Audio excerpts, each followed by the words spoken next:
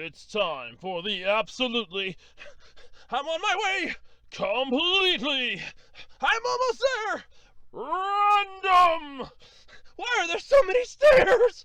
Podcast! Oh, jeez! With Andrew Rhodes. Hello, everybody, and welcome to the absolutely completely random podcast for Saturday, September 4th, 2021. I'm your host, Andrew Rhodes, as always, here on the Web Designer 18 YouTube channel. Of course, you should know this if you've been following me for the last 5 years that I've been doing this podcast. 5 years. Yes, the first Saturday of September was when I officially launched the podcast back in 2016.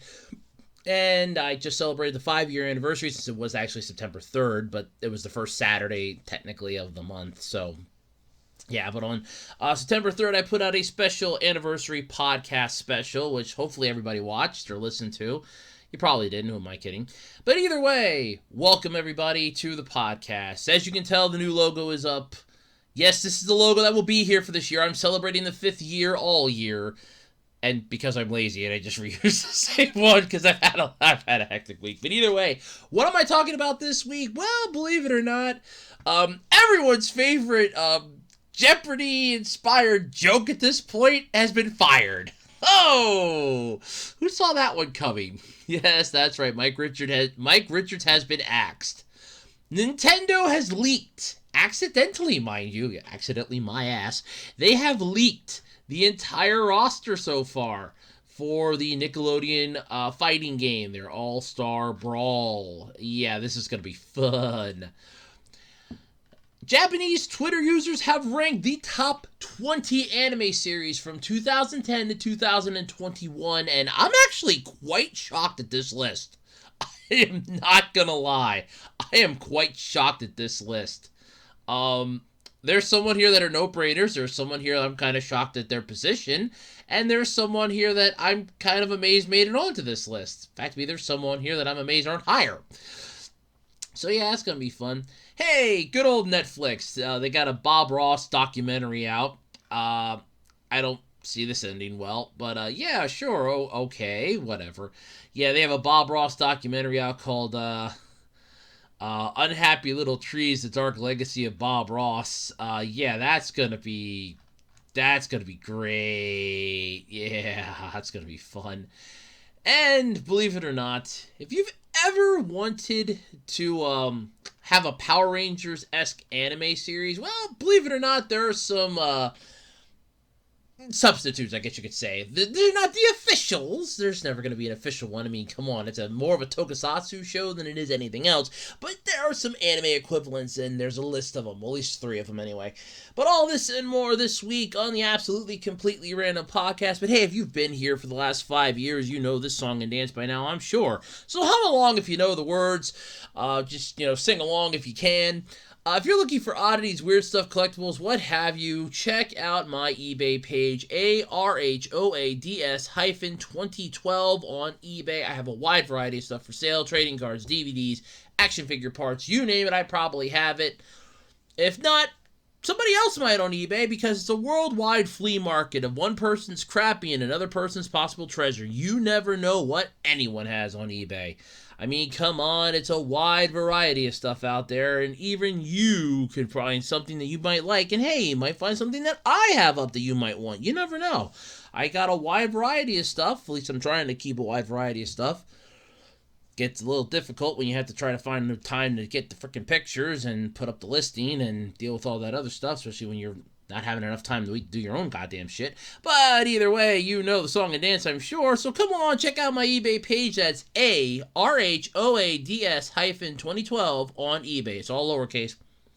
And come check me out on eBay. And hey, while you're out there surfing the web, why not stop by Twitter? Shoot the shit with me. I'm over on Twitter at @OtakuRhodes. That's the @ symbol. That's the symbol above the number 2 on your keyboards.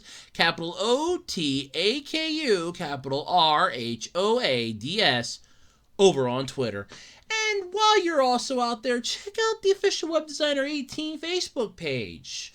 I've been trying to keep it updated. And hey, don't forget, I do have a Ko-fi page, too, where you can help support this channel. No, seriously, I do this for free, and unfortunately, the batteries to light the bullshit in the darkness to expose it to the light, they don't come cheap, and the batteries are starting to run low. So hey, feel free, if you can, check out my Ko-fi page. You can find links to all these, minus the eBay page. You can find links to Twitter, Facebook, and the Ko-fi page in the About Me section here on my channel. And don't forget, while you're here on YouTube, like, comment, subscribe, ring the notification bell, do all that fun shit that everybody tells you to do on YouTube. We're all broken records at this point, but hey, it's better to be a broken record than a busted record, right? Because a broken record will still play, a busted record ain't gonna do crap.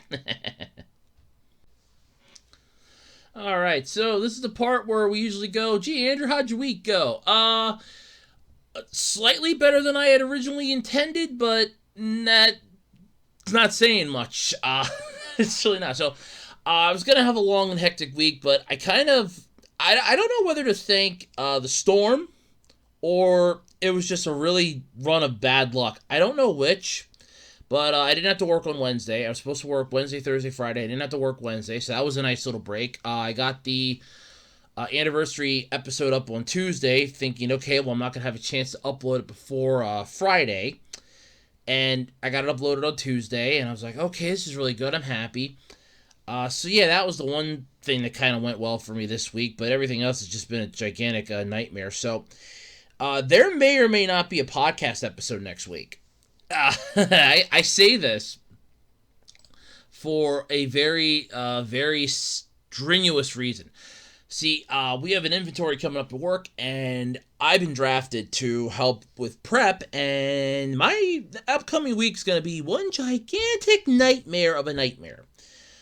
I'm not looking forward to it at all, and I'm not even joking. I am not looking forward to this upcoming week at all, especially Thursday, because the way I actually have everything figured out here, and I'm not even joking on this, I have it pretty much timed. Knowing my luck, there's going to be a monkey wrench thrown into this, or I'm going to end up having to stay a little extra than I want to. But I have everything pretty much timed down to the minute. I think if I did everything right, especially for the one day, if I did everything right for the one day, I might just have about a 10-minute leeway. If I figured everything right and I have everything going perfectly, I might have about a 10-minute window of extra time that I can play with. But that's being generous and depending on traffic not wanting to screw me in the ass. So, yeah, that's going to be a lot of fun. So I'm going to try to record the podcast either on Thursday and then upload it quick Saturday morning so it'll be up for Sunday, but I'm not guaranteeing that might happen because, like I said, monkey wrenches might happen galore. You never know. Hell, I might even get sick. Who knows? I mean, you can't, detect the monkey wrenches. But yeah, I'm not looking forward to this upcoming week. So that was the one part that I found out, because that was fun. And then I got a email from my cell phone carriers. I have track phone. And I got an email from them, so did my mom, that we need to upgrade our phones because our phones will no longer be compatible soon. Therefore warning us that, hey, newer technology is making your phones obsolete. Upgrade as soon as possible to a newer phone because you're going to start losing signal. You're going to start having issues. And I'm like, okay, great. We have no choice now. We have to get the goddamn smartphones. And now I'm trying to get an answer from track phone because I don't just want to go out and buy a phone. Because track phones kind of made a major shift. And you remember my rant video I did on this. They did like a major shift here. Where years ago it was you go out, buy the cards, and you put them in your phone, and it's really easy. Now you have to download an app or do it online. And I'm like, for the love of God. Honestly, it's pissing me off a bit. But I'm mostly curious whether or not I could just go get a goddamn phone and do hey, I have a new phone. Let me, swap my, let me transfer my number and units to this phone because I really do need my phone. This isn't even a joke anymore. So that's my one issue that I'm having right now, which is not a fun issue. If I have to do this, I'll have to do this twice, and I'll have to do this for me and my mom. I did have an emergency phone just in case that I might end up having to get rid of now, which will really piss me off because I liked having that extra emergency phone just in case something happened to like one of our phones. Then I had a backup, but I might have to kiss that goodbye now. So yeah, I'm not exactly too thrilled with this. But and the sad part was I knew this was coming. This was one of those I knew this was coming. It was just a matter of when was it going to happen. And that was the huge thing, was when. And that's what's bugging the living crap out of me right now. I knew this was coming. I knew it was an eventual. I knew yeah. I can't even talk this morning. I knew it was an eventuality. It's just one of those, when was it going to happen eventualities, and it happened. It finally happened, and I'm like, God damn it. It's like it finally happened, finally came. I'm like, son of a bitch. So yeah, that's been my, I really hate to say it, but that's been my week so far.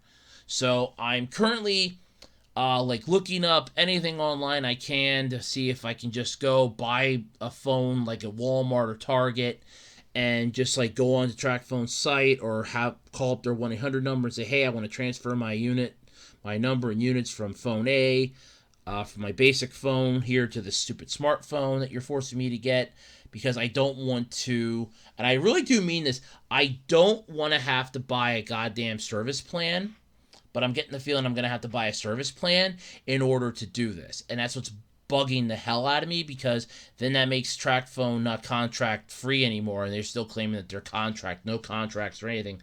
But you're not if you're forcing people to auto-enroll in a refilling thing. That's a contract, morons. That is a literal contract. So, yeah, it's one of those, I'm kind of questioning a lot of stuff right now, but I'm kind of also pissed at the same time. Because the last time we had to upgrade our phones, we got one. That's what really pissed me off. We had one free phone. And we had 3 phones at the time, and we're fighting over who gets it.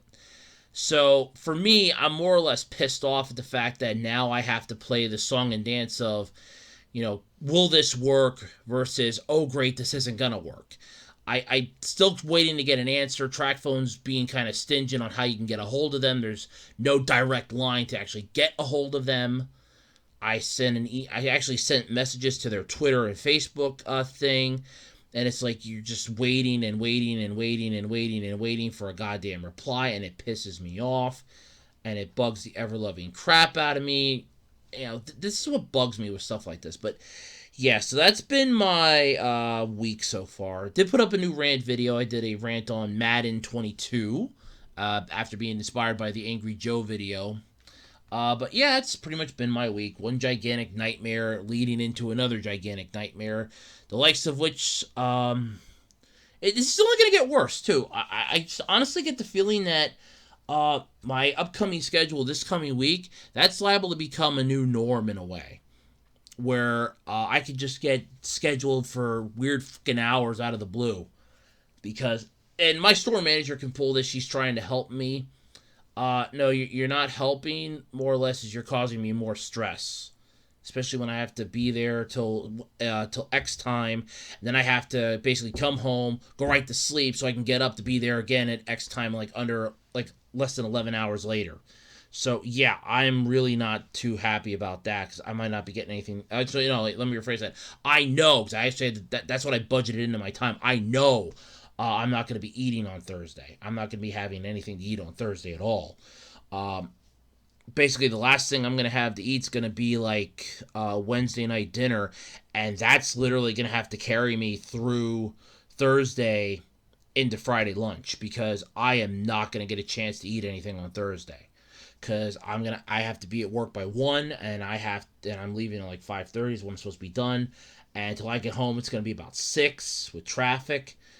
And I'm literally going to end up having to go right to sleep so I can get up again, be at work 5 on Friday. So yeah, I am, I already budgeted that in. I'm not getting anything to eat. If anything, I might get like a slice of bread. That might be about it, if I'm lucky.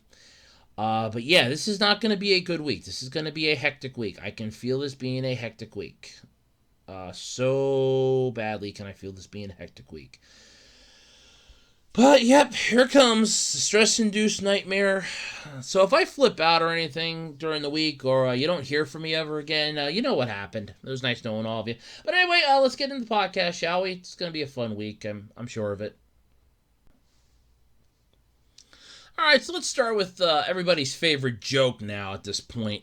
So, Mike Richards, we talked about this. Ironically, I talked about this, I think it was like 2 podcasts ago, where he was axed as the host of Jeopardy, but for the time being was still going to retain his position as executive producer of Jeopardy and Wheel of Fortune. Well, the other shoe dropped, the hammer fell, and his ass is gone. And the sad part was, I was even remembering this, I kind of said that in the podcast episode. I'm like, you have your job for now. You should be happy you have your job for now. Because they're going to be looking at this like, do we really want to keep you on here? Like, you're going to be on a short leash if you're staying here. But nope, the other shoe is dropped, the hammer's fallen, and his ass is gone. So Sony fired Mike Richards as the executive producer of Jeopardy and Wheel of Fortune. Michael Davies, the Who Wants to Be a Millionaire executive producer, whose Embassy Row shingle is based at Sony, is going to take over his duties in the interim. So basically, for the time being, Michael Davies is in charge now. Mike Richards is out. The news was announced by Susan Perrett, Executive Vice President of Business and Strategy for Wheel of Fortune and Jeopardy, in a memo to the staff, which I love that. You make this announcement in a memo to the staff. It's like, that's really good. That's rubbing salt in the wound for the guy. But Richard's exit comes as little more than a week after he was forced to step down as the Jeopardy host. Yeah, forced. You had no choice. You're saying that, I don't know what reality, these accusations are based on. Yeah, no, this has to be some type of a reality. You got screwed. You got caught with your hand in the cookie jar. Just deal with it. But just 9 days after he was tapped to succeed the legendary Alex Trebek as the face of the beloved quiz show, Richards currently has a rich overall deal at Sony. Discussions on the fate of his relationship at the studio are currently underway. Yeah, I would consider those relationships null and void. But I love this, though. We had hoped that when Mike stepped down from the host position at Jeopardy, it would have minimized the disruption and internal difficulties we have all experienced these last few weeks. According to Perrett in her note, that clearly has not happened. Yeah, no shit. I like how they go, he gave up the job. No, he was forced to step down. Let's get this one right. After ugly statements he had made on an 8-year-old podcast series resurfaced. Yeah. Look, the internet is forever, okay? What happens in Vegas stays on YouTube. Remember that, folks.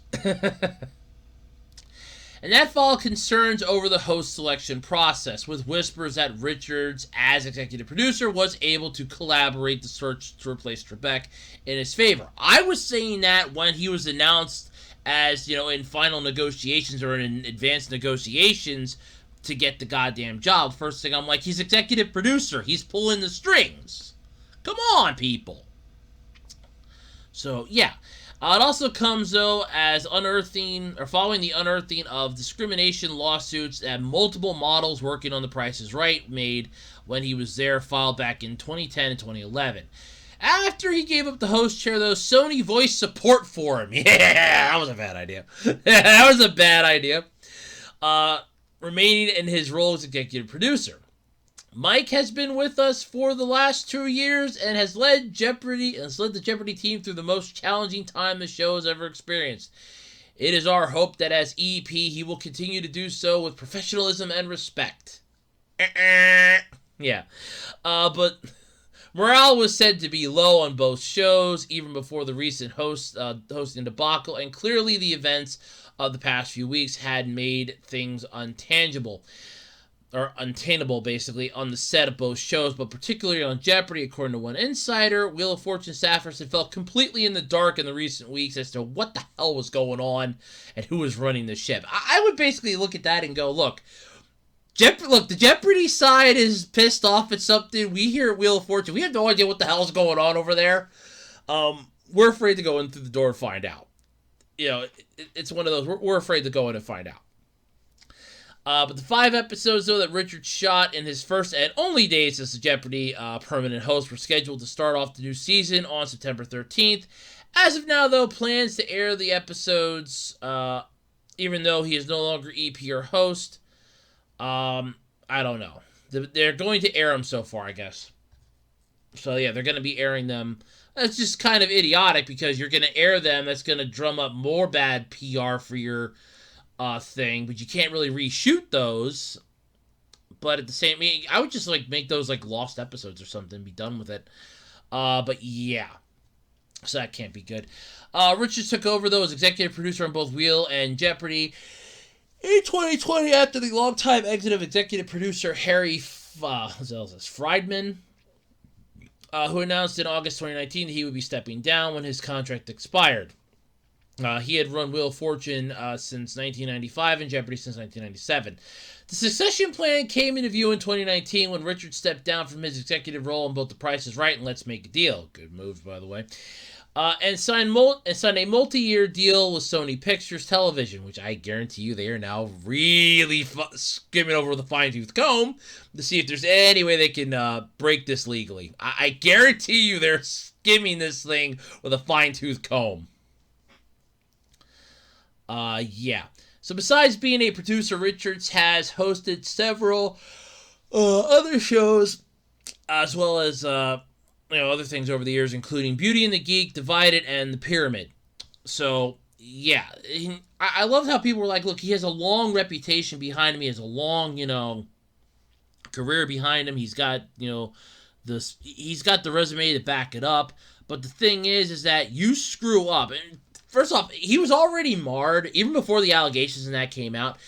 He was already marred because of the fact that he was executive producer and then was announced as the host of Jeopardy. It's so that entire parade of guest stars that people were really clamoring for which one's going to make the best host, and you're just going to run right in and take it. So that was basically worthless then. Yeah, okay. But Richard took over during Jeopardy's difficult period for the show with Trebek's illness and death, as well as the impact of COVID. So yeah, that definitely didn't help. But producing the studio-based show, but he helped oversee the initial process of replacing Trebek, but made a point to step down as part of the process after throwing his hat in the ring for the job. First off, and this is the point that I want to stress yet, your executive producer, you should not have even been allowed to throw your hat in the ring. No, I'm serious. As executive producer of a series, you should not have even been allowed to throw your hat in the ring. They should have looked at you and said no. Because you're executive producer. We will not allow you in any way, shape, or form. You are not allowed to throw your hat in the ring for this. No. Because you're executive producer, you are immediately out of contention to even run into this. But no, they're like, oh yeah, sure, go for it. Idiots. But he was named as the permanent host on August 11th, 6 days after Variety had reported he was in advanced negotiations for the coveted job, which pissed off a lot of people again. You had the previous guest host, and I will never get her name right, the one that played Amy on The Big Bang Theory, was named the host of Jeopardy's primetime specials and spin-off series, but she was later tapped to fill in again as guest host on the daytime Jeopardy following Richard's ouster as host. Basically, it's like, look, we're kicking his ass out. We need somebody to fill in. Would you like the role for the time being until we can find somebody else? That's basically what it seems like. But a round of other guest hosts are expected to sit in for the foreseeable future as the search once again begins to find Trebek's permanent replacement, because obviously it's a scratch, nobody wins, let's start this over again. So yeah, this is going to be fun.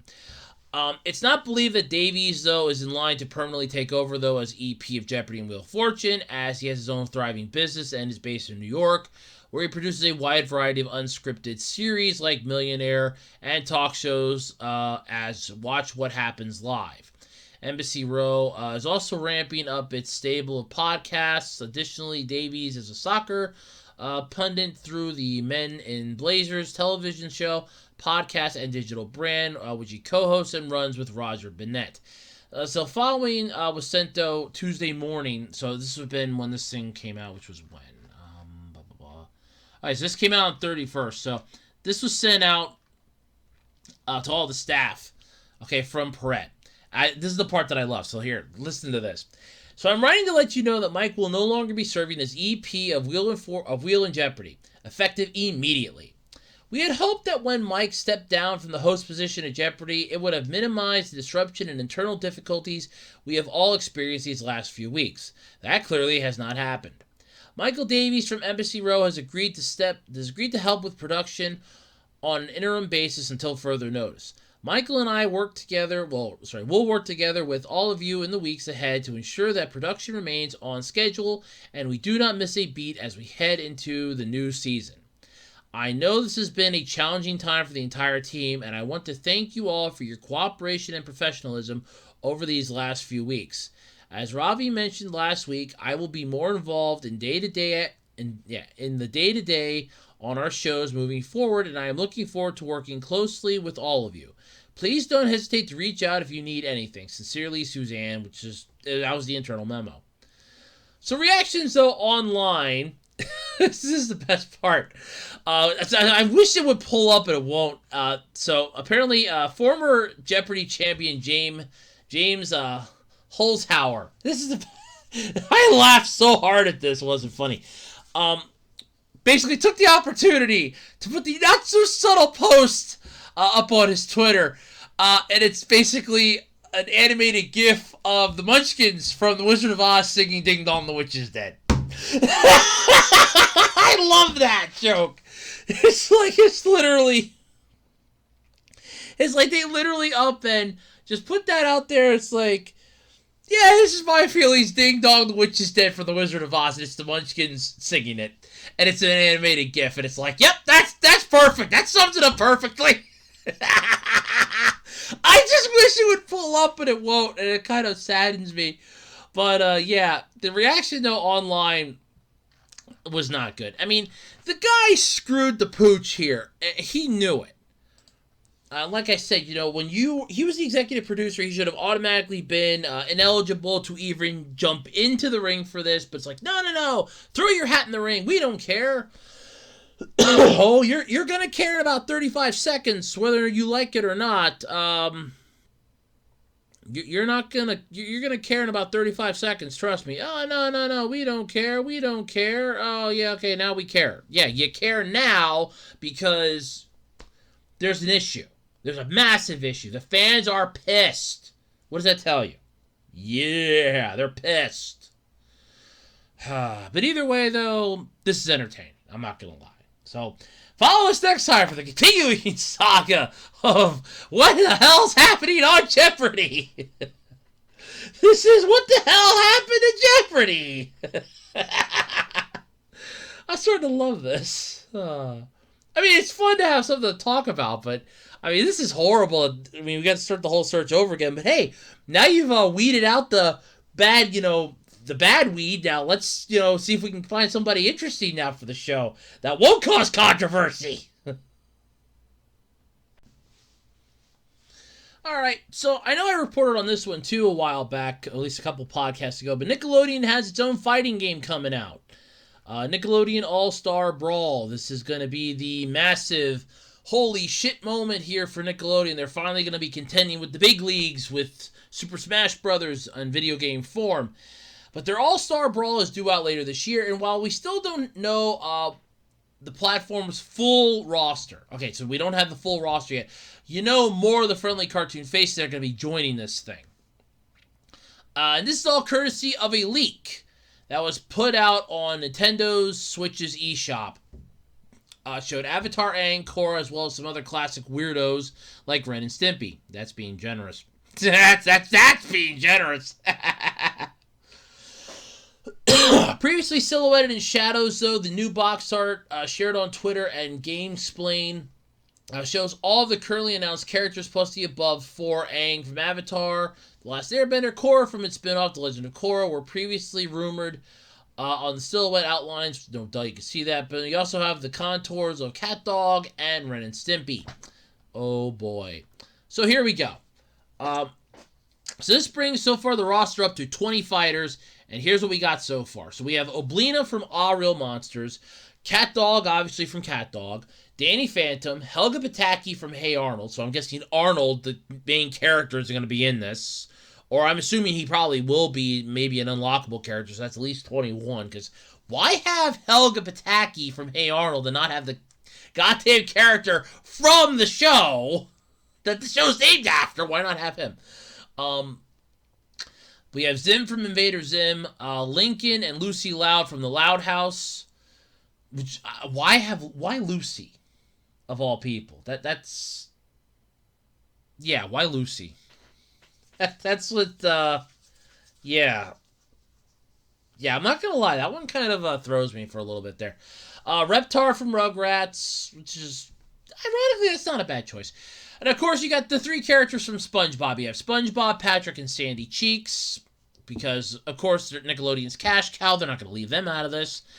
You have Leonardo, Michelangelo, and April O'Neil from Teenage Mutant Ninja Turtles. And we're talking what looks like from the box art, the 80s version of O'Neil.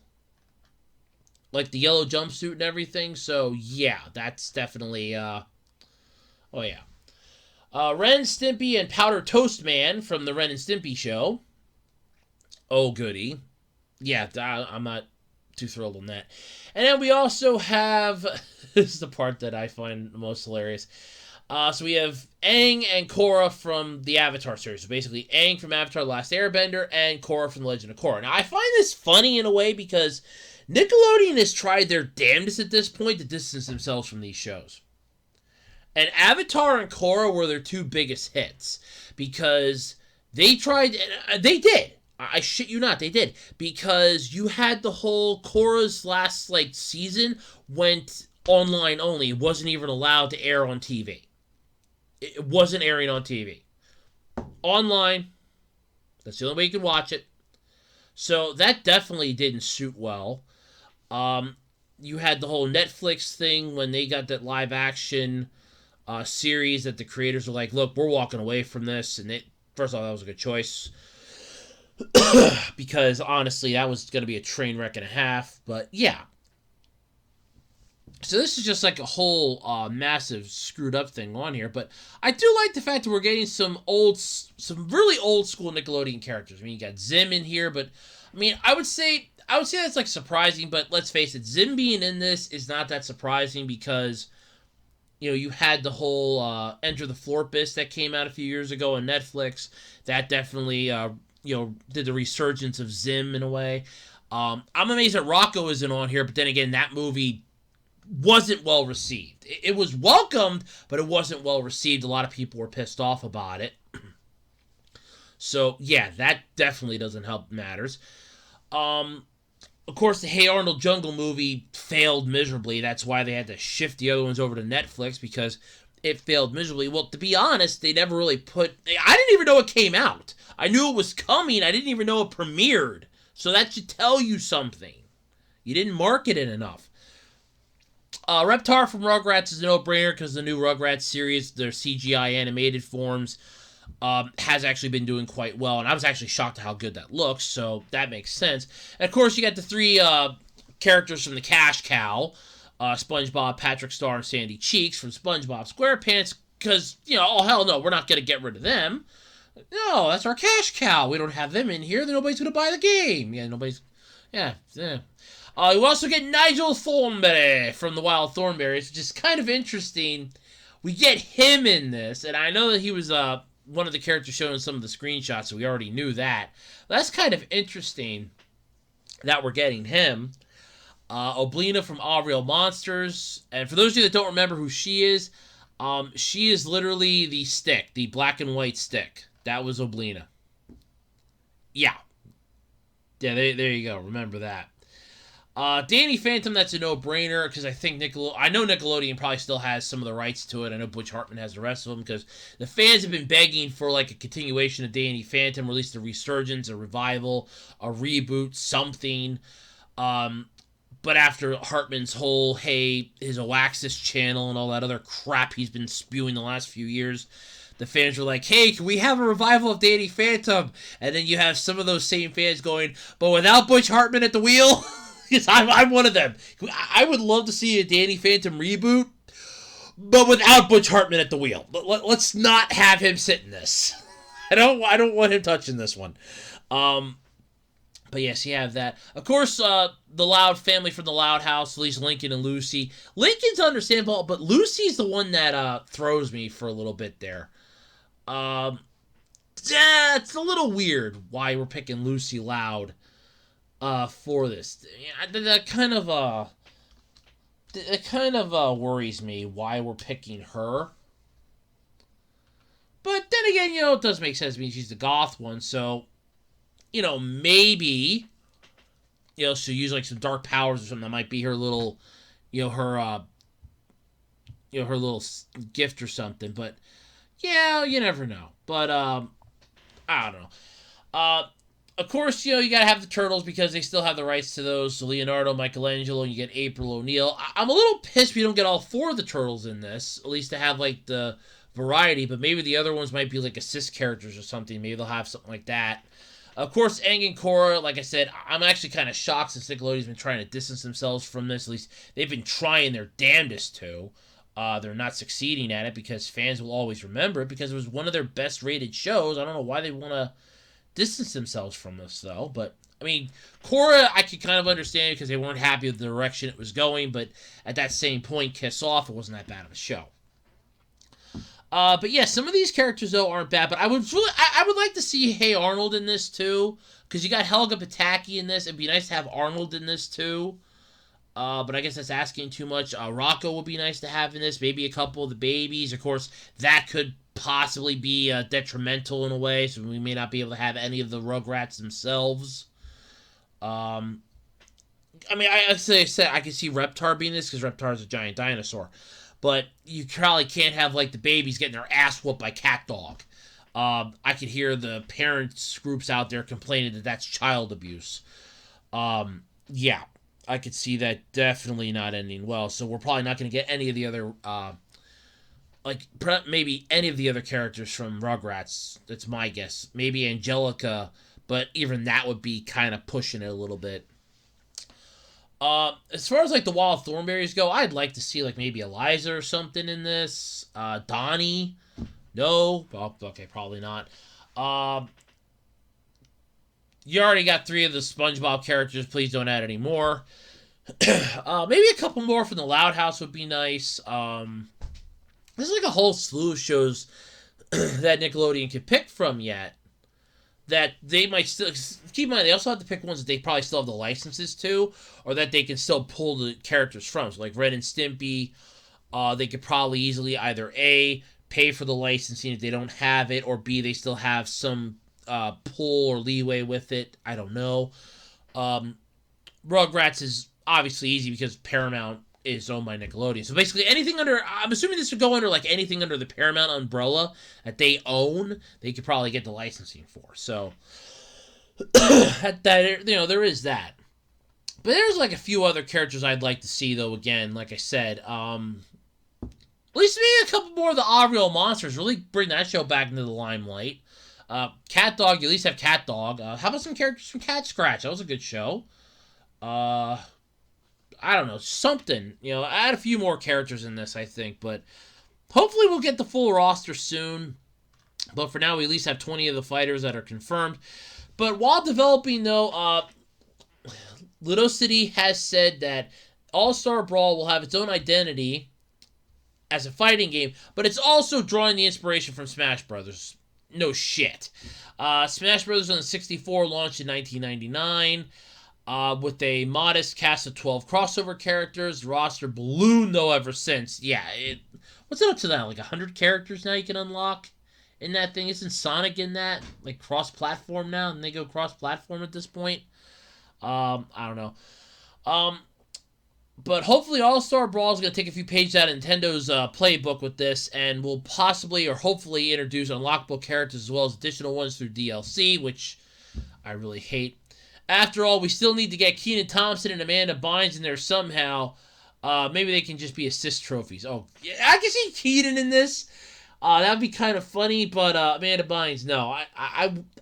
Do you really want to have her reassociated with your network again?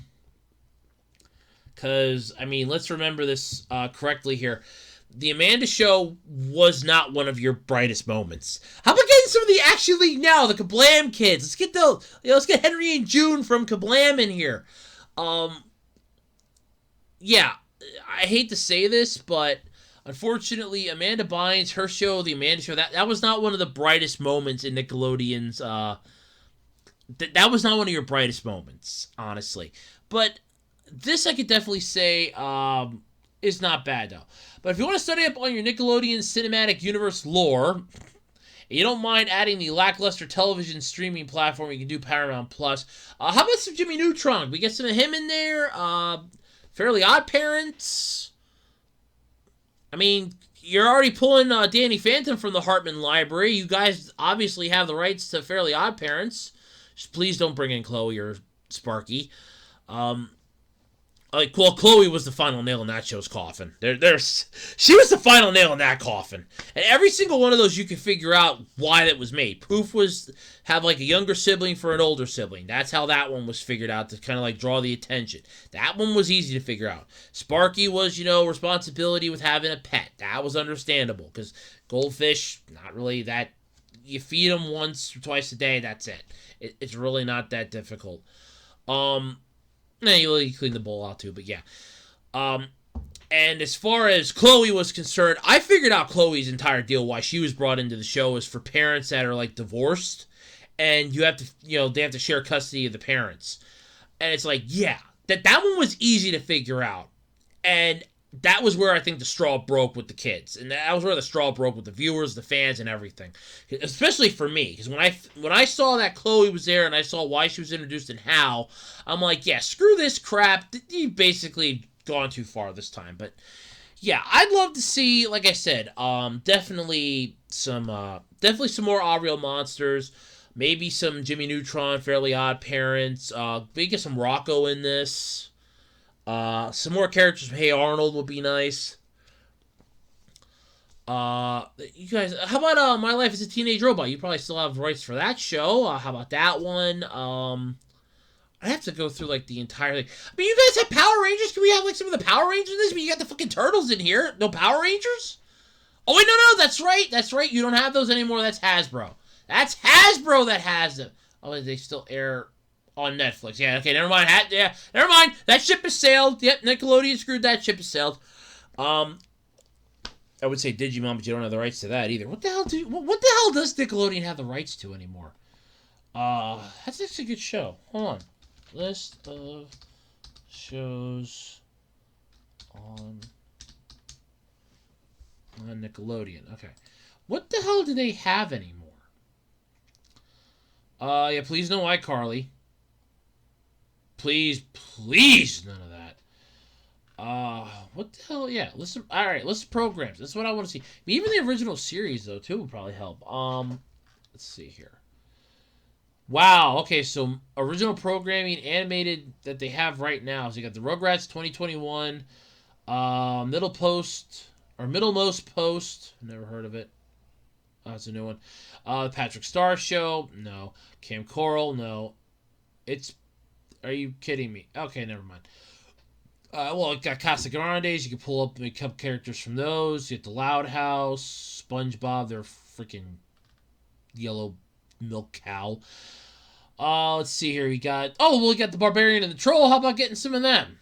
Drag some of those characters in. There's a whole bunch of them on here. You could probably pull some stuff from. Are You Afraid of the Dark? Maybe. I don't know. That could be like a background or something, I guess. But you also have to be careful as you don't want to pick like anything that's like the preschool shows that they have. The Lego City Adventures. I guess you probably still have the rights to those, don't you? Who am I kidding? No, you don't. Who am I kidding? You probably lost those. Yeah. What the hell? Oh, God, they're getting Transformers? You gotta be kidding. Oh, okay, Nicktoons. Yeah, yeah, go for some of your Nicktoon shows. What do you have, like, all that stuff? Acquired live action stuff, animated stuff.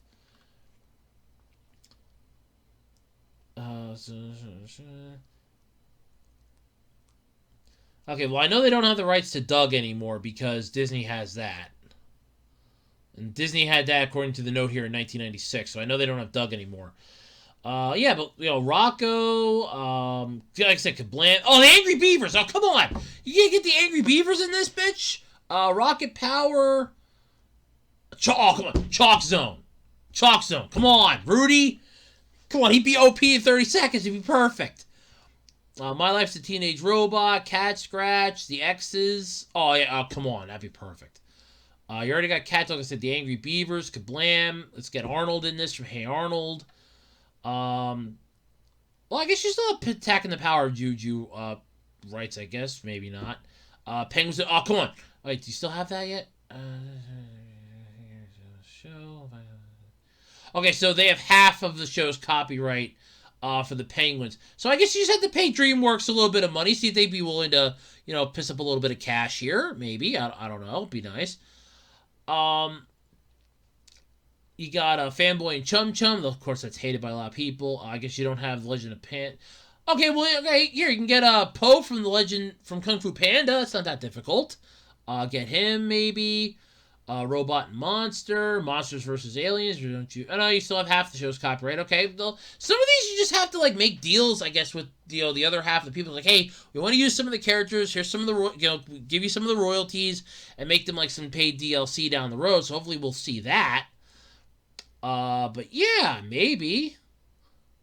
The hell is... Oh, wow. That is disturbing looking. Pig Boat and Banana Cricket. Wow. That is disturbing. You could even go with, some, live action stuff here, too, I guess. But, well, maybe. I wouldn't completely make that. Unless you want to make it, background characters or something that might, assist trophies or something like that. You'd have, Ned's Declassified School Survival Guide. Please no, Cousin Skeeter. Please no. Please no. Wow, they had a lot of stuff on here. Damn. You really sit down here, you really go back through and look at this, man, they really had a lot of stuff on here. No wonder their shows started to tank. Wow. Oh, Space Cases. That'd be cool having that as a background or something. That being a stage. That'd be pretty cool. Well, please no Animorphs. Please no. But yeah, that'd be an idea.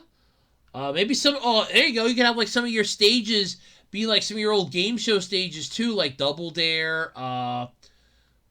Oh, until you still have that on here. Yeah, Legends of the Hidden Temple. Come on, that would be cool. Legends of the Hidden Temple. Have that be one of the stages. Have Olmec be back there and blast off the characters or something with a loud screech or something. That'd be pretty cool. But hopefully we'll get stuff like that. Hopefully they'll have DLC or something like that and be free DLC, not paid. It'd probably be paid. Who am I kidding? But yeah, that'd be pretty cool, though. But hopefully we can get more of a roster for this. 20 characters isn't bad, but when you have an extensive library like Nickelodeon has at this point, you can get a few other characters in here. Get Zuko from Avatar, Katara from Avatar, get Bolin from Korra. There's a whole slew of other characters you can get in this. Come on. A whole slew. If you want, throw in some of the villain characters, too. You got Plankton from SpongeBob. Hell, you already have 3 of the fucking cast. Why not add some more? Yeah, that'd be an idea. But hopefully, there's some ideas Nickelodeon will take. Of course, they'll probably already have 60 of them already in their back pocket, but who knows? Either way, it's shaping up pretty good so far, so hopefully it'll turn out really well. Alright, so we've had one hell of a decade, right? But who doesn't love rankings? And I mean rankings, not rankings. But who loves rankings? And so here's one that's been voted on by Twitter users in Japan who ranked the top 20 anime series from 2010 to present. So basically the last decade. That's a lot of anime to go through to pick 20 titles. So, yeah. And they definitely have, I want to say it's a pretty good list on here, though I will not deny that there are a few of them on this list I'm pissed didn't get on the, or like where they're at. And there are some that I'm pissed didn't even make it on this list that I know came out. So without any further ado, let's get started on this list. So coming in number 20 is actually one of my personal favorites. It is one of the most perfect slice of life series you are ever going to find. I don't care who you are. You're never going to find one more perfect than this. Hokua. Hiroka. I was shocked this is number 20. I reviewed this when I did my special for the Kyoto Animation GBU special. And it's one of my favorites because it is just a perfect slice of life series. I love how it's done, how it's played out, and everything else. It is just wonderfully done. But yeah, I'm pissed that that's number 20. I think that should be higher. I mean, it's in the top 20, sure, but I'm pissed it's not higher. That's a really good series. Number 19 is a certain series. So yeah, it's at number 19. Love Live series comes in at 18, but surprisingly though, at number 17 is My Hero Academia. Seriously? I mean, okay, I know shonen series aren't for everybody, but still. That one was kind of a shock to me. Pulley Magi, Madoka Magica is at number 16. Charlotte at 15. No Game, No Life in at 14, which, honestly, that's surprising that wasn't a little higher.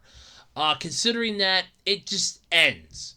They have like 2 chess pieces, and they have to collect all the chess pieces to go up against God again in a chess game. And they literally had to like go through hell and back to get the pieces that they have. So yeah, I'm kind of shocked that that's not a little higher on the list here. Placed further than the universe came in at 13 with Attack on Titan in at 12. Wow. I mean, I know Attack on Titan recently just ended too, but damn. Konosuba is in at 11 with Steins Gate at 10. Angel Beats comes in at 9 with That Time I Got Reincarnated as a Slime and at 8.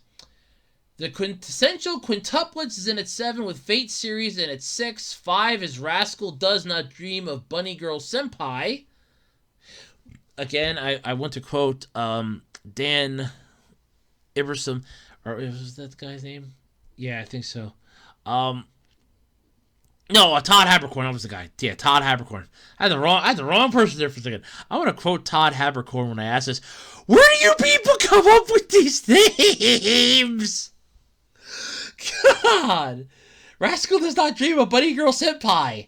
Oh, okay, sure. That's it at number 5. Violet Evergarden is in at 4. My Teen Romantic Comedy Snafu is in at 3. ReZero Starting Life in Another World at number 2. But honestly, what shocked me the most of this, considering the controversy, the fact that people have made jokes about this, and others have flat out bitched about this series being what it is, Sword Art Online took the top spot. That shocks the hell out of me. Because, and I want to stress this one, okay? Because Sword Art Online, you had the entire, it's nothing but fan service, isekai, harem bullshit. And people were constantly bitching about this. There's a meme out there of this like cartoon farmer going, I'm a simple man with simple tastes. So when I like anime, I don't prefer Sword Art Online. And I'm like, okay, you people hate the series. I get it. I liked the first season. I liked the second season. The third season lost me after the rape episode. That one lost. That was it. That was where I was done. I stuck like 2 episodes after that, and that was it. I'm like, you know what? No, because I still had the sour taste in my mouth from the controversial episode, and I'm like, that's it. I am done. And I walked away from the series. I don't even know how it ended, to be honest with you. I know... I mean, I could pull up clips on how it ended, but I really don't care.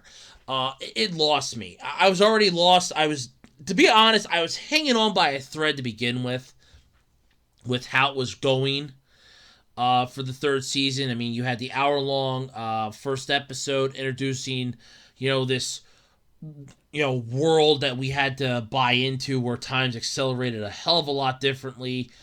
Kirito gets put in there because he got stabbed with a poisonous item in the real world, and he was put in there to keep him alive while they could heal his body, and it's like, oh, okay, and I was completely lost.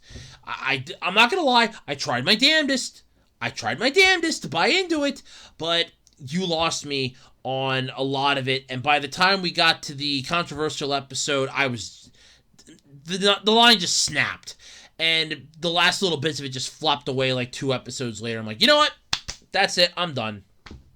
And I walked away, because it was just, at that point, I couldn't take it anymore.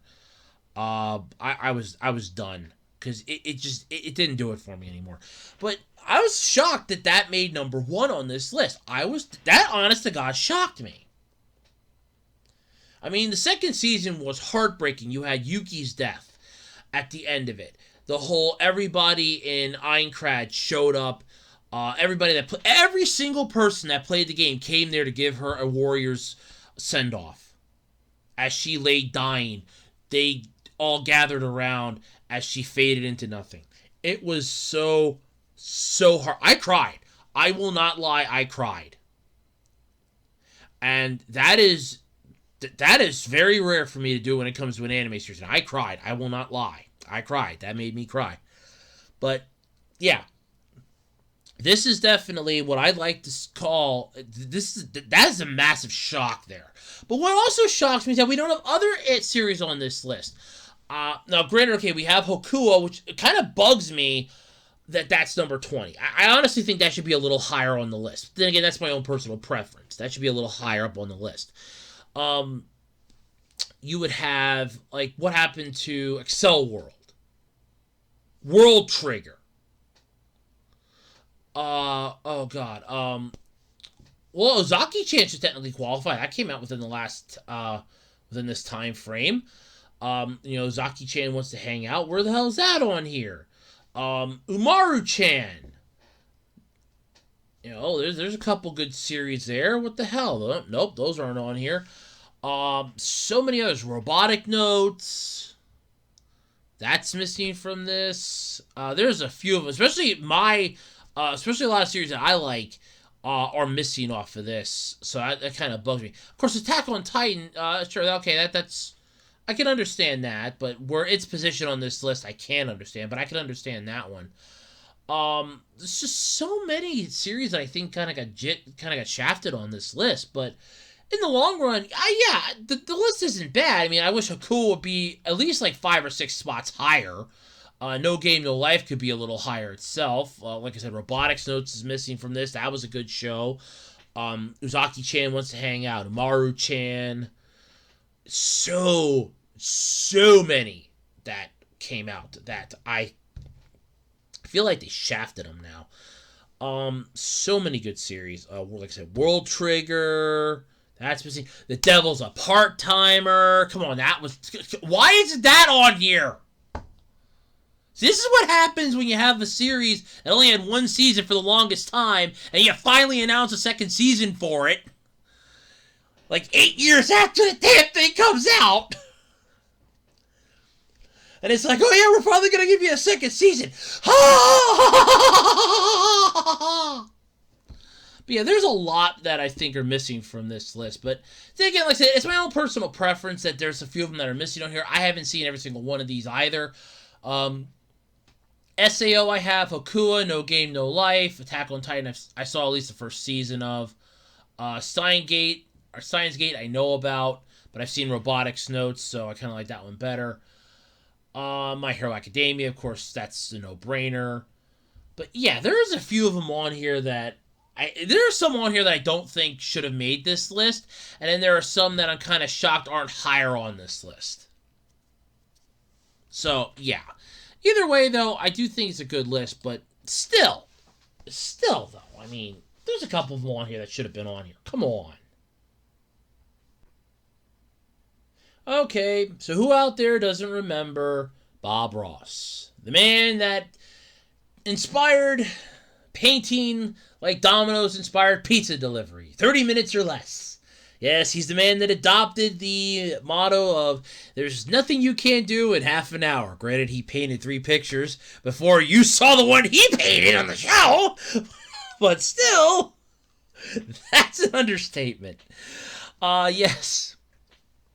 So Bob Ross, the television painter known for his dandelion fuzz hair and pizza delivery approach to knocking out a landscape 30 minutes or less, which... and also, you have to realize that this is one of the best shows if you ever, you have, a bit of insomnia and you just want something that will just, start to lay you out on your ass and put you to sleep. Put on a Bob Ross painting. Just listen to him. Close your eyes. I guarantee you before it is over, you'll be out like a light. I guarantee it. Just watch one of the later seasons. The first season, second season on is a lot better. Yeah, second season on was a lot better. But still, I digress. So second season on was a lot better. But, yeah.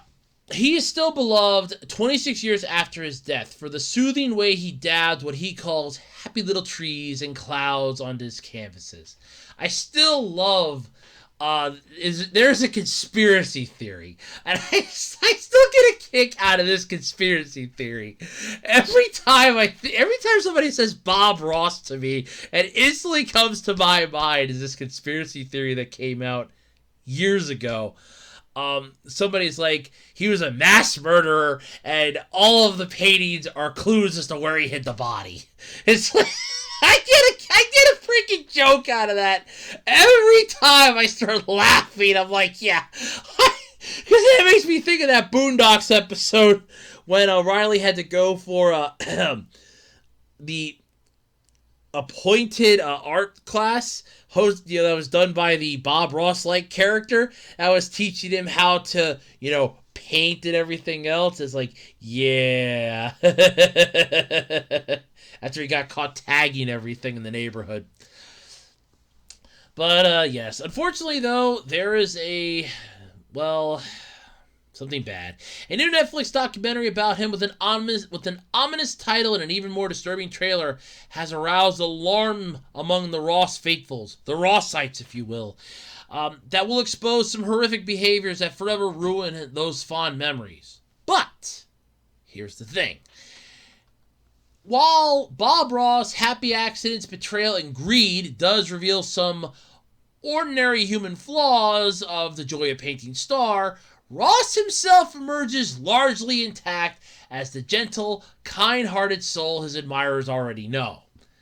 Unlike that Michael Jackson thing that they came out with and several other documentaries that Netflix has done, this one's actually, he's going to come out of this like Andy Dufresne in The Shawshank Redemption after crawling through the sewer pipe. He's crawling through a river of shit, but he's going to come out smelling like freaking fresh linen on the other side. Yeah, the troubling parts happened mostly after he was gone, so that's the whole thing. The documentary, which hits Netflix, it already hit Netflix, basically. It's going to be chronicling the bitter dispute that erupted between Ross's son, friends, and business partners after he died. So basically everything that happened post-mortem. The body's not even cold yet, you people are already on his ass. That's never a good sign. After he died from cancer at 52, Ross's decade plus of PBS shows had already made him a guru to countless viewers who watched his lead to become amateur artists. I know a friend of mine, her husband's mom watched his show. She was a painter. She did paintings, and she watched his show. I remember when my grandfather was complaining he couldn't find anything to watch on TV. It's like, here, YouTube, here, watch Bob Ross paint. Yeah, there you go. Watch Bob Ross paint. There you go. Wow, you'd be amazed how fast that calms down somebody in their 90s. I'm not joking. You would seriously be amazed how fast that calms somebody down. I don't know why. I don't know why or how, but it worked. That's all that mattered to me. It worked. And I could take a nap. Because God knows I fell asleep half a dozen times. But yeah. But anyway, the sale of his pop culture merch, as well as the painting products bearing his name and distinctive likeness, continue to generate a fortune even to this day. And that is true. Then I remember seeing a thing. They're like, where are all of his paintings that he's done? They're all literally sitting. I think it's like the Bob Ross thing's like a warehouse that they have. They're literally all sitting in there. I think because the one person goes that anybody that claims that they bought a Bob Ross painting, it's a knockoff. Because we have like most of the originals here, minus a couple of them that I think she said were given out as like gifts or donated to charity that may have found their way to auction sites either by theft or because the charity wanted to, auction it off to raise money for something else. Who knows? But yeah, it's a little weird here, but yeah, it's not that bad. But it's also though enduring since his death, legal wranglings, accusations of bad behavior and disrespect, and anger and resentment between the surviving parties. So basically what happens when any family member dies and people automatically come up and go, hey, let's talk. I mean, hell, my mom and I are going through this right now with our own fucking family. So yeah, that's always fun. The film won't drastically change the way you see Bob Ross, though. But it might make you feel conflicted about that Bob Ross crockpot you spent $50 on Amazon for. Whenever I tell my friends or colleagues that I'm making a documentary about Bob Ross, that I'm making a doc about Bob Ross because they know my work and they know it's usually pretty dark, they say, oh my god, you're going to ruin Bob Ross for me. I assure them the contrary. And this was, says director Joshua Rofe, whose previous documentaries include the most recent crime series Sasquatch and 2019's Lorena about Lorena Bobbitt. I'm not touching that. The more I learned about him, the more empathy I found myself having for this man, who I only knew from his show. Yeah. The trailer itself, though, is less reassuring, but of course you have to realize that you need to make the trailer kind of shocking to get people to watch. That's the only downside with life like this. So the trailer itself is less reassuring. It features only a grayscale photo of Ross while creepy music tinkles in the background. The smiling painter then fades away as the voice of Steve Ross, Bob's son, says, I've been waiting to get this story out for all these years. And I wouldn't doubt it, because you figure after he died, there's probably a good thing that's like, look, I don't want to tarnish the reputation my father had. I don't want to make these people look at him like a monster or something. But here's some of the stuff that's been going on with us after this has happened. So, yeah. But nonetheless, though, the trailer provoked instant distress vibes in the weeks before the movie's debut, of course. And by the way, it's not because there's footage of Ross doing something unspeakable or anything. It's not like he up and, kind of went and hacked off like a cat or something. No. The reason the trailer doesn't feature any footage, though, according to Rolf, it's because fair use laws allow him to use pieces of the joy of painting in the movie, but not in the advertising. Yes. Fair use allows you to use some things for the actual documentary itself, but not for, promotional work leading into it. Because that's not qualified for that. Thumbnails, I think, still the gray area, because I know I put up some thumbnails for some of my videos. That's a gray area, because you need to get people to see what the hell you're talking about, and that will get views. So it's sort of that's kind of the gray area, I think, in a way, but you're not technically misusing anything. You're literally just look, this is what I'm talking about, and there is that, because, yeah. But this is just... There's a lot of people that are probably going to be upset by this either way. But Bob Ross didn't hurt anyone. His absence did. The movie explores the questions of who should have control over his legacy. In some ways, that has already been resolved. In other ways, it will never be over. The courts previously reached a determination during an estate battle in the late 1990s that put Bob Ross Incorporated fully into the hands of Annette and Walt Kowalski, who were longtime business partners of Ross, responsible for helping the soft-spoken artist become a multi-billion-dollar brand. The film makes it clear that Ross was also determined to see his son Steve pick up the brush and carry on his work, but I don't think he really wanted to. Steve, who was sometimes seen creating his own landscapes on the joy of painting, is featured in the documentary. He expresses frustration over how the Kowalskis and BRI, or Bob Ross, I guess, or International, now run by their daughter Joan Kowalski, have utilized his father's identity. Steve was part of a lawsuit filed in 2017 trying to reassert control of the Bob Ross name, but he lost that case 2 years later, and an undisclosed settlement between the factions ended the appeal. Steve Ross tells Vanity Fair that he wants now that all he wants now is for fans to know his side of the story about how it all unfolded. What was done to my father and family wasn't right. Everyone knew it. But few would ever talk about it, even today, due to imminent threats of a lawsuit. I'd pondered on this for over 20 years and had all but given up the facts ever being revealed, Steve said in a response to email questions. I also believe this film will open people's eyes to the exploitation of artists around the world. Exploitation. Exploitation is a heavy word. It's not clear that an accurate description of what happened. An unanswerable question hanging over the movie is whether Bob Ross would have been Bob Ross if not for the Kowalskis' management and business acumen. The company certainly didn't think so. Although the Kowalskis and BRI did not participate in the film, they released this as part of a statement to Vanity Fair. If not for the efforts of the remaining founders and their dedication to this mission, Bob's artistic and cultural relevance and his expressed desire to become the world's most beloved painting teacher and friend would have been lost decades ago with his passing. I don't think so, because there's an entire YouTube channel, and The Joy of Painting was on public access. It was on PBS. You want to know what PBS stands for? The Public Broadcasting Service. You want to know what that means? It means it's public! Yeah, try again, people. I'm not going to go into the rest of the article. You can read it for yourself. But yeah, it's a massive thing here. And like I said, I can understand a lot of people's frustrations and things like that. Like I said, my mom and I are recently going through this. We've had family members that are pissed off that, this and this wasn't settled, this and this isn't taken care of. And this happens with every family. I know my one friend went through this too, when they had a relative that died. And this is something that happens when every family dies. It happens worse for the upper echelon of people, the high up celebrities and that make a crap ton of money, and it's hey, we want our cut. And there's where the problems lie. But yeah.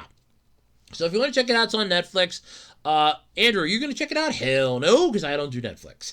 Netflix and I have a strict, I stay the hell away from you, and you stay the hell away from me policy. I don't mind bad-mouthing you, but I'm never going to give you $1. As far as I'm concerned, you're dead to me, and you kill anything that goes to Netflix is instantly killed. Instant. It's instant garbage. And sadly, the Power Rangers are now on Netflix. It was nice knowing them while they lasted. Because they're on Netflix now. They're done. I'm sorry, Power Rangers. You'll have a fond place in my heart, but unfortunately, I can't save you. I wish I could, but I can't. But yeah. But yeah, if you want to check it out, it's up on Netflix. Just take a grain of salt, though, because remember, it's not painting Bob Ross himself in a bad light, just the stuff that happened after he died. And ironically, speaking of Power Rangers, so we have 3 Mighty Morphin anime for Power Rangers fans. Now, if you were a die-hard kid back in the 90s, you loved the Power Rangers. And remember, the Power Rangers were always the greatest thing. And last weekend was the official celebration of National Power Rangers Day. Fans of the long-running series which premiered back in 1993. And I remember when it premiered in 1993, I loved watching Power Rangers. It was one of my favorite shows growing up. I adored it. It was so great and wonderful. I loved the goddamn show. It was beautiful. It was great. You had the multicolored, the teenagers with attitudes, fighting evil in spandex, unless you say that around Dr. K, in which case it's not spandex. But no, Dr. K, it's spandex. Let's face it, it's spandex. You're not going to call it spandex, but it's basically spandex. It's, shielded spandex, but it's spandex. Let's face it.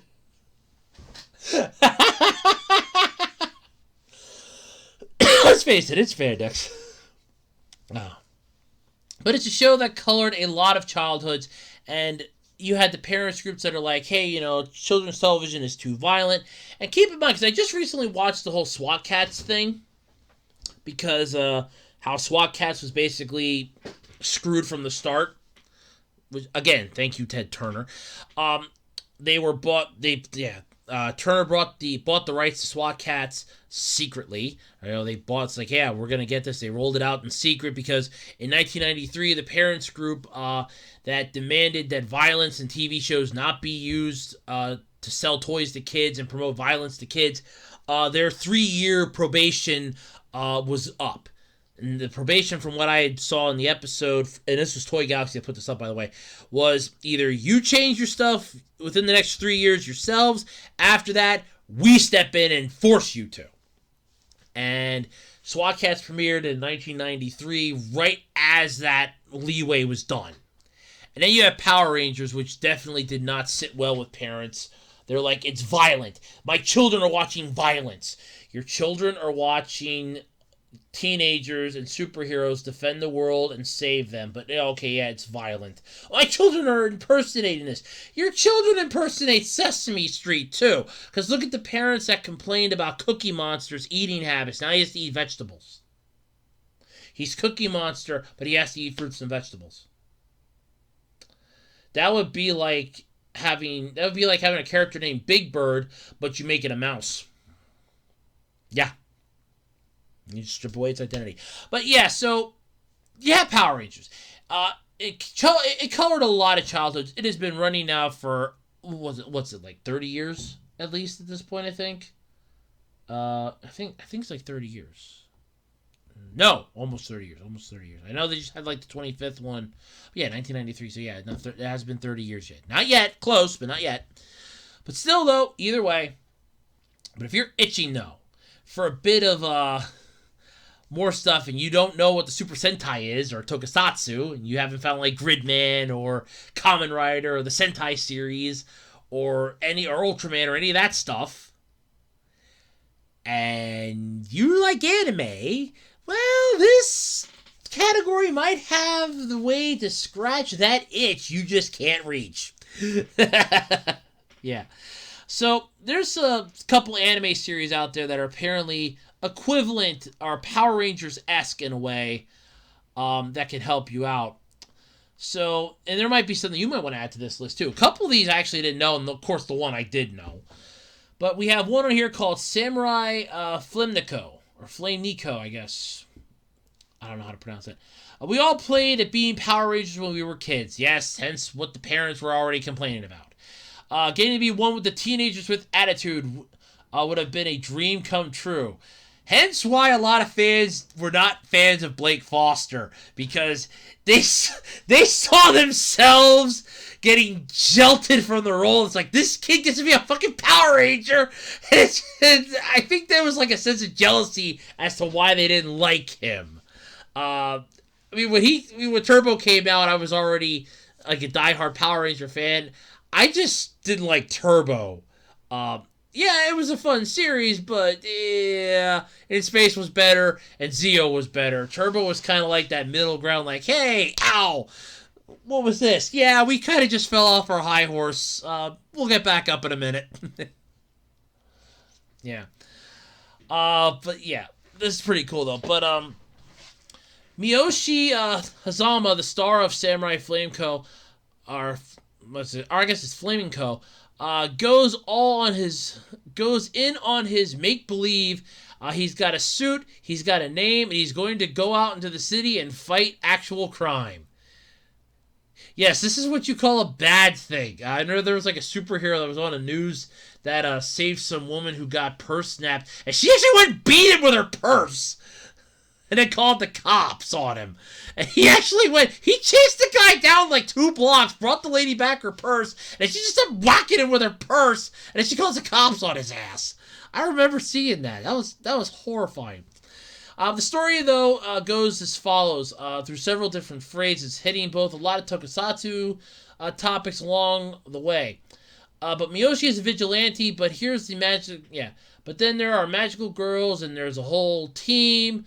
But that's going too much into detail, won't spoil some of the show's best twists, so it's best to ride that roller coaster for yourself. So they're not going to tell you the plot, but yeah, basically the guy wants to play superhero.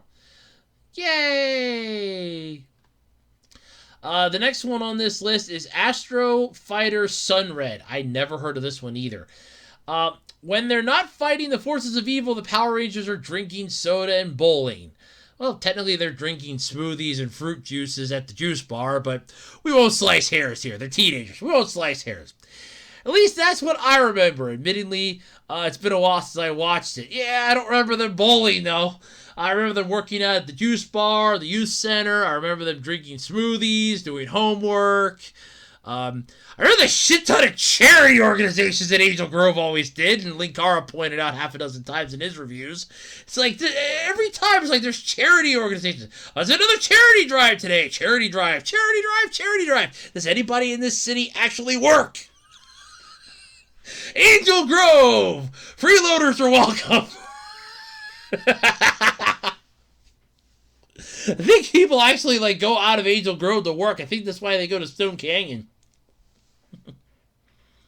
I bet you good money. That's why people go to Stone Canyon. They go there to work. And then they come back to Angel Grove where freeloaders are welcome.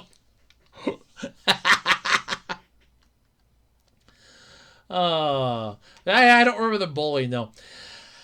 But not all Super Sentai heroes are teens. And Astro Fighter Sunred, for example, is just a normal adult man in a 6 tatami room. I don't know what that means, by the way. He also is kind of a jerk. Yeah, that sort of sets in for a majority of people.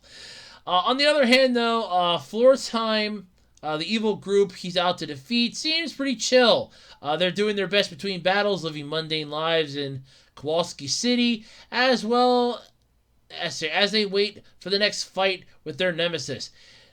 They're still evil and bent on world domination, but they're nice about it. It's like Rita Repulsa. It's like she wasn't actually, evil. She broke out into jam sessions with her, minions. She only sent down the putties to try to help the people of Angel Grove. The Power Rangers just misconstrued that. Zordon misunderstood that. She wants to help them, not hurt them. Yeah, that's what it was. Why did they have an episode where that happens? Like, hey, look, the minions are down here helping people. Throws the Power Rangers completely off track. And then all of a sudden, that's when they take over. That's when you get them. Yeah, so that's two. But of course, what list of Power Rangers-esque anime would not be complete without everybody's favorite 5-team anime that I honestly... This is the first one that came to my mind, to be honest with you. Sailor Moon! Of course. I mean, they have a transformation sequence. They have different colors. They have different powers. And they are literally a crime-fighting team, hell-bent to protect the world from the forces of evil. They are the Sailor Scouts, with Sailor Moon their leader. Of course, this one would be number one on this list. You even have Tuxedo Mask, who does basically nothing. And later series, you have Sailor Mini Moon, who also does nothing. She's only there to help power up Sailor Moon's final attack. Even the Sailor Scouts kind of got shafted in the later seasons. And that kind of sucks. But you have Venus, Mars, Mercury, my personal favorite, Jupiter. And then, of course, you have Sailor Moon herself, Unagi. But yes, you can't leave off without mentioning this show. It brought the Magical Girls and Power Rangers together at the same time. Yes, because the Magical Girl genre just needed that crime-fighting-esque teenagers with attitude vibe to it. It wasn't already, cliche on its own. It needed that vibe with it, too. But Sailor Moon was revolutionary in its time during Magical Girls, from idols and neighborhood problem solvers to superheroes. Like Super Sentai, they were a color-coded team. And also like the Sentai, they fought monsters of the week in an overarching battle against the forces of evil. Nowadays, that's par for the course with the Magical Girls genre. But Unagi and the Sailor Guardians, or Sailor Scouts, or why it's such a popular trope today. Yes, and like I said, my personal favorite is Jupiter. Screw the rest of the team! Screw him! Sailor Moon was... I'm sorry to say this. People keep complaining that Goku was an idiot in Dragon Ball Z. No. You want to see a perfect example of a brainless buffoon? I introduce you to Sailor Moon, whose the basic concepts sometimes just go right over her head. You have Sailor Venus, who's boy crazy. You have Sailor Mars, who's too stuck up in her traditions, and you have Sailor Mercury, who's too intelligent for her own good. Jupiter's the only normal one of the group. She honestly is the only normal one of the fucking group. That is it. But yes, you had the Sailor Scouts. And you know what bothers me about this? And I want to stress this. The uniforms are all pretty much the same. Color coding differences, that being aside, you have their boots. Why do they have to have different? Why does like two of them have a similar style boot, but then the other three don't? Sailor Moon and Sailor Mercury each have their own, like, it's like a high. It goes up to like their goes up to like the knee high boot. Why is it the other three don't? You have Jupiter that has like ankle length boots, and then Venus and Mars are just wearing high heels. Can someone explain this to me? Because this is the only thing that still bothers me. I mean, everything else pretty much matches. Their costumes match to a point. It's the feet part that don't! I mean, even in the Sentai, they have like a couple differences between the colors, but nothing major. They all follow the same pattern. Just one's colored differently, maybe a different design based on their creature or, vehicle or whatever they are, but they all follow the same pattern. Why are these different? I mean, the torso part of the uniform is the same. The skirt, the top, it's the same. Why is it the feet part are different? That's the part I forgot. But yes, of course, you have Sailor Moon. So what other ones could you think of for this? Oh, there's a few that come to my mind, but I don't know if they would qualify it, though, as, like, Power Rangers-esque. I mean, of course, they kind of already took Sailor Moon, but you'd have, like, any anime series where it's like, hey, you fight the force of evil, you got Zetman in a way, because there was a three-ranger team with Ninja Storm and Dino Thunder, so, that qualifies. You have Zetman. There's a bunch of them I could think of. Godan, you got the giant robots taking on monsters. That's Power Rangers-esque right there. I mean, the Power Rangers pilot Megazords and take on the monsters. Godan, giant mechs taking on monsters. I mean, yeah, come on. There's a lot. But still, I think this is cool. There's some Power Rangers anime out there for fans who want it. But, yeah. I never figured that out, though, why they're different. That always bothers me. Alright, everybody, and that's going to do it then this week for the Absolutely Completely Random Podcast. So, don't forget, though, submit your questions for the next Q&A video. I will hopefully